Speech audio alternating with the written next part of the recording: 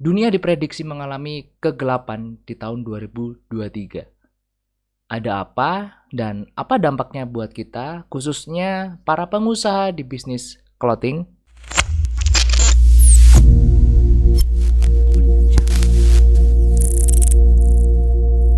Hello good people, balik lagi sama aku Ganjar kayak Pepper Clouds. Oke teman-teman, gimana kabarnya? Semoga kita selalu diberikan kesehatan dan kelancaran rezeki. Amin. Oke, jadi seperti berita-berita yang udah santer mungkin kalian dengar juga dari bulan September kemarin bahwa ekonomi global itu diprediksi akan mengalami namanya resesi. Mungkin teman-teman yang nonton ini ada yang udah tahu gitu ya, apa sih resesi dan penyebabnya kenapa, mungkin dampaknya kenapa. Tapi mungkin aku akan coba sedikit menjelaskan buat teman-teman mungkin yang baru nonton di sini mengenai apa itu resesi. Oke, untuk di awal aku pengen disclaimer dulu. Di sini aku bukan sebagai seorang pengamat ekonomi yang benar-benar ngikutin banget detailnya perekonomian di Indonesia maupun di global. Tapi di sini aku suka namanya ngikutin ya, kalau misalnya ada isu-isu apa atau ada perkembangan ekonomi apa, itu aku suka baca-baca, aku suka pelajarin juga, walaupun mungkin tidak sedip orang-orang yang memang expert di bidangnya. Jadi di sini aku akan coba menjelaskan versiku aja tentang gimana itu resesi, dan tujuanku semoga kalian bisa mengantisipasi atau bisa menghadapi kalau misalnya emang bener-bener resesi ini terjadi entah di tahun depan atau di beberapa tahun ke depan. Oke, yang pertama, apa itu resesi? Nah, gampangnya gini, untuk resesi itu bisa dibilang penurunan aktivitas ekonomi yang signifikan dalam waktu stagnan dan lama. Mulai dari yang berbulan-bulan, bahkan bisa sampai yang bertahun-tahun. Nah, resesi ekonomi ini itu bisa memicu penurunan keuntungan perusahaan, bisa meningkatkan namanya pengangguran, bahkan bisa membuat suatu negara itu bangkrut. Kemudian penyebabnya karena apa? Nah, ini bisa terjadi karena bisa dibilang penurunan PDB atau produk domestik bruto. Nah, penurunan ini terjadi dalam kurun waktu 2 kuartal beruntun. Nah, untuk 1 kuartal itu kurun waktunya adalah 3 bulan. Jadi dalam setahun itu ada bisa dibilang 4 kuartal, teman-teman. Nah, kemudian COVID kemarin, pandemi kemarin itu bisa menjadi salah satu opening untuk skema-skema terburuk yang akan masih berlanjut ke depannya, teman-teman. Yang pertama, mulai dari pandemi kemarin ya, selama kurang lebih 2 tahun, walaupun sekarang juga ya masih belum selesai tuntas, itu menyebabkan ekonomi mengalami inflasi yang tinggi. Nah, inflasi yang tinggi itu berdampak kepada daya beli masyarakat yang menjadi lemah. Di sisi lain, produksi barang dan jasa itu juga ikut turun, teman-teman, karena melihat pasar yang lesu. Jadi ada sebab dan akibatnya. Dan itu nggak cuma inflasi, bahkan ada deflasi, ada stagnan inflasi juga. Dan efeknya yang paling terlihat banget adalah ketika pas pandemi kemarin, itu walaupun bisa dibilang daya beli masyarakat relatif turun, tapi harga-harga malah menjadi tinggi atau melambung tinggi, teman-teman. Bahkan beberapa ekonom bilang bahwa tahun kemarin dan tahun ini bisa dibilang masuk ke dalam ranah stagnan inflasi. Yang dimana stagnan yaitu stuck atau tidak bergerak atau diem atau hiatus, kemudian inflasi. Jadi gampangnya gini, ada suatu kondisi di mana terjadi inflasi. Inflasi itu kan harga-harga naik gitu kan, harga-harga melambung tinggi, tapi tidak diimbangi dengan daya beli masyarakat yang tinggi juga. Akhirnya daya beli masyarakat tetap lemah, tapi harga-harga naik tajam. Dan itu menyebabkan banyak impact, teman-teman. Entah itu PHK massal, pengangguran semakin banyak, kemudian daya beli masyarakat otomatis akan menurun. Jadi banyak banget impactnya buat suatu negara yang mengalami stagnan inflasi. Kemudian penyebabnya yang ketiga adalah suku bunga yang ikut tinggi. Nah, seperti yang kita tahu di tahun 2020 di Amerika pas pandemi kemarin, mereka mengeluarkan kebijakan yang dimana masyarakatnya itu diberikan bantuan berupa uang cash. Mungkin kalau di Indonesia kayak BLT gitu ya.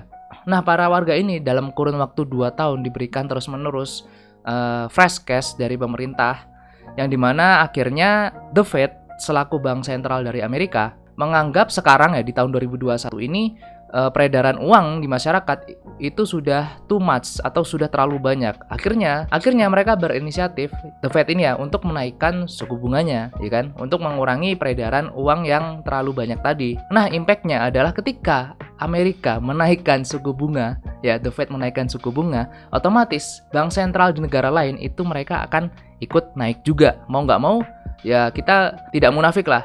Amerika itu bisa dibilang ya central of everything gitu. Jadi Amerika melakukan apa ya otomatis semua mau nggak mau harus ikut menyesuaikan gitu. Nah, kenaikan suku bunga ini itu bisa dibilang menyusutkan likuiditas global, teman-teman, yang ujung-ujungnya akan bisa memperlambat recovery dari negara-negara yang lain juga. Belum lagi ada depresiasi falas yang tajam. Itu bisa meningkatkan tekanan inflasi lewat harga impor makanan, terus energi juga itu yang lebih tinggi. Kemudian neraca transaksi yang akan stuck, dan inilah yang menyebabkan negara-negara mengalami namanya kesulitan dalam banyak import barang atau mungkin untuk sekedar membayar utang luar negeri mereka, teman-teman.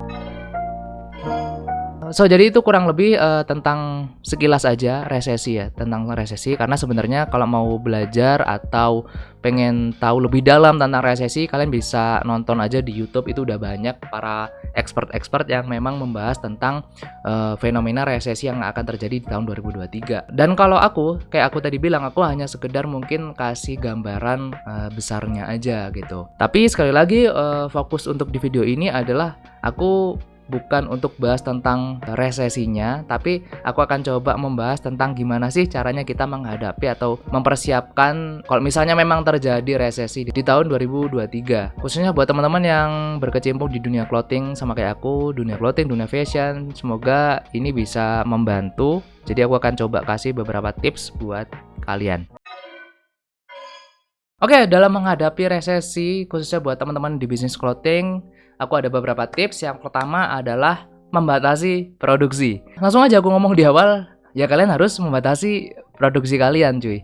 Loh mas, kalau misalnya aku membatasi produksi kan aku nggak jualan.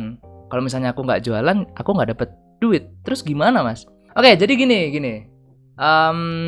Walaupun bisnis fashion itu nggak ada tanggal expirednya ya teman-teman, tapi dalam situasi seperti ini itu kita harus bisa bijak menyikapi, bijak untuk nyetok barang. Kapan kita harus mulai untuk membatasi produksi? Ya sebenarnya yang tahu kalian dan bisnis kalian, teman-teman. Tapi aku di sini coba ngasih ancer-ancernya atau ngasih sign-nya atau tandanya. Kalian itu bisa membatasi produksi ketika kalian melihat beberapa bulan dari hasil penjualan kalian. Let's say kita ngomongin kuartal pertama, yaitu Januari sampai Maret misalnya 2023 nih. Kalian lihat dulu nih grafiknya seperti apa. Apakah biasa aja tetap naik atau bahkan mungkin mengalami penurunan, apalagi penurunan yang tajam. Nah, kalau misalnya mengalami penurunan seperti itu, otomatis di bulan April itu kalian udah harus mulai mengerem namanya produksi, teman-teman. Produksi untuk artikel baru, katalog baru, itu kalian harus ngerem dulu gitu. Kalian fokusin gimana caranya stok-stok yang belum laku sebelumnya nih, itu kalian harus bisa jualin. Ya syukur-syukur bisa sold out semua gitu. Stok yang lama baru kalian bisa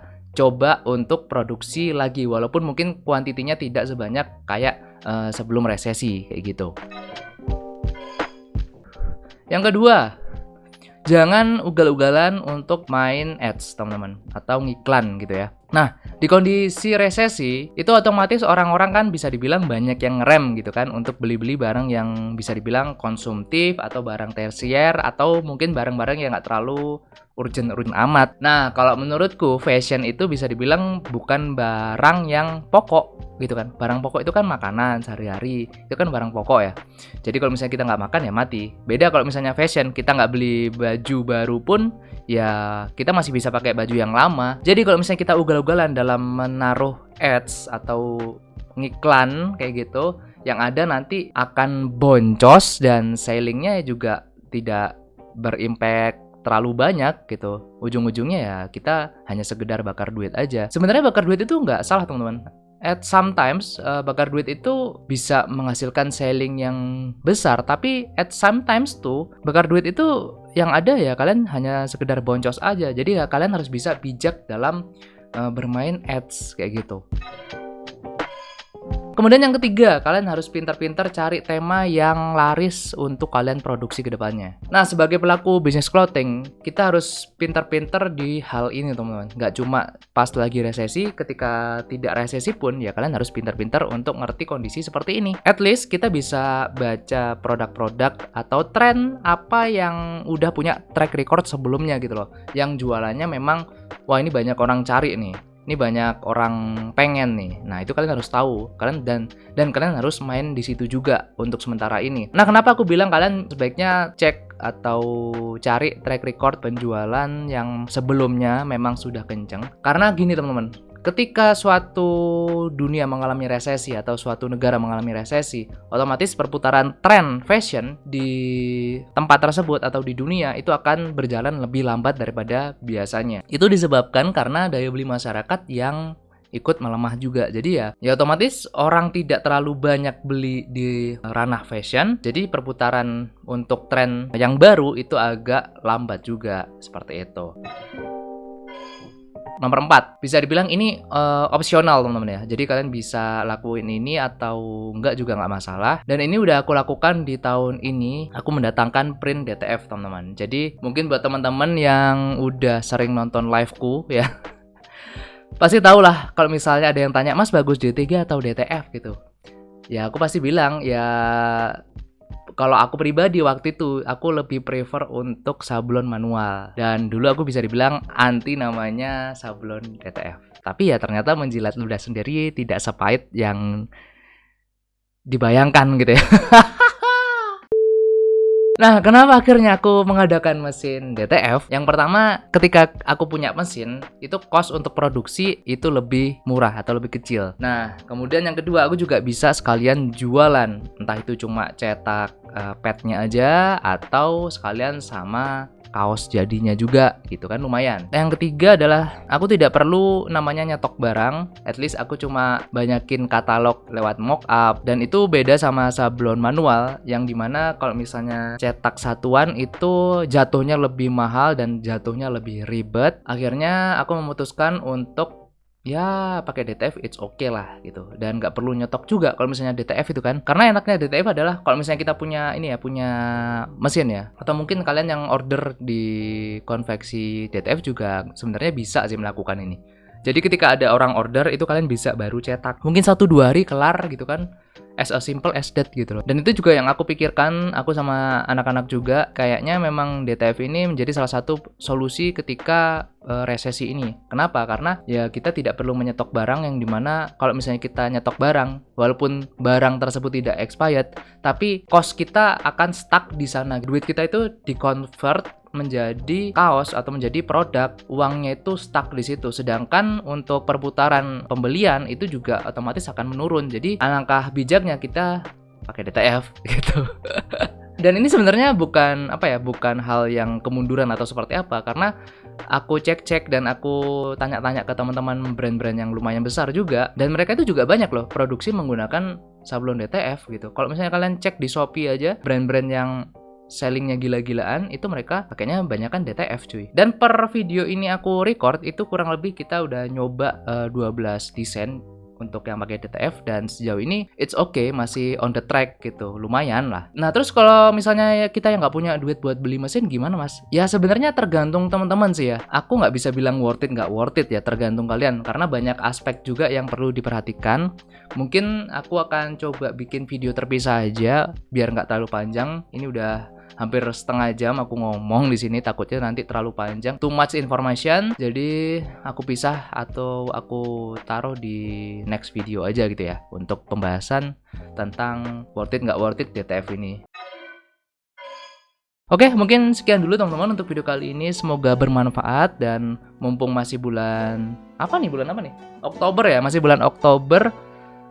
Ya, persiapkan diri kalian, perbanyak uang cash, jangan beli yang kalian nggak terlalu urgent-urgent amat sih. Apalagi untuk lifestyle, kayaknya kurang-kurangin dulu ya, untuk healing-healing kurangin dulu. So, thank you guys for watching. Jangan lupa untuk like, share, comment, and subscribe. Stay safe, stay strong, never give up. Paper Claw out. Bye teman-teman, thank you guys for watching. See you next video. Bye-bye.